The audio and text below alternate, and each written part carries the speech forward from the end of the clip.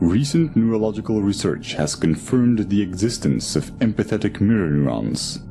When we experience an emotion or perform an action, specific neurons fire, but when we observe someone else performing this action, or when we imagine it, many of the same neurons will fire again, as if we were performing the action ourselves.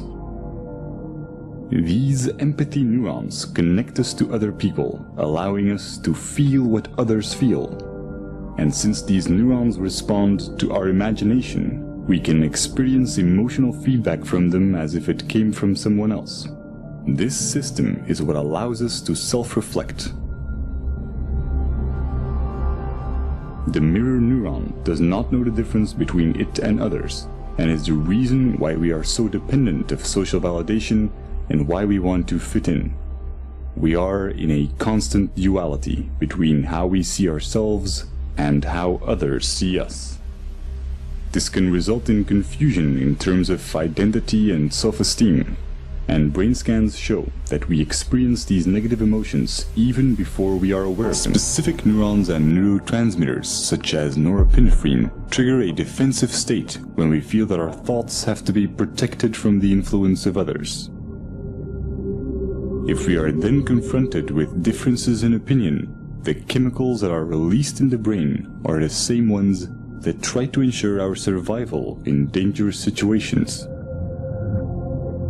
In this defensive state, the more primitive part of the brain interferes with rational thinking, and the limbic system can knock out most of our working memory, physically causing narrow-mindedness.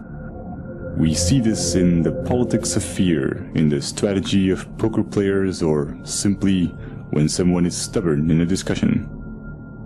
No matter how valuable an idea is, the brain has trouble processing it when it is in such a state. On a neural level, it reacts as if we're being threatened, even if this threat comes from harmless opinions or facts that we may otherwise find helpful and could rationally agree with.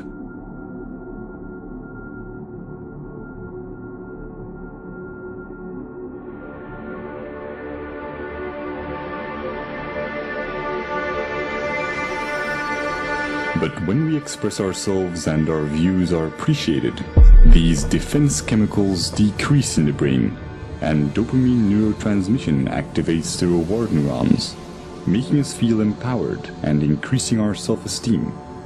Our beliefs have a profound impact on our body chemistry. This is why placebos can be so effective. Self-esteem or self-belief is closely linked to the neurotransmitter serotonin. When the lack of it takes on severe proportions, it often leads to depression, self-destructive behavior, or even suicide. Social validation increases the levels of dopamine and serotonin in the brain, and allows us to let go of emotional fixations and become self-aware more easily.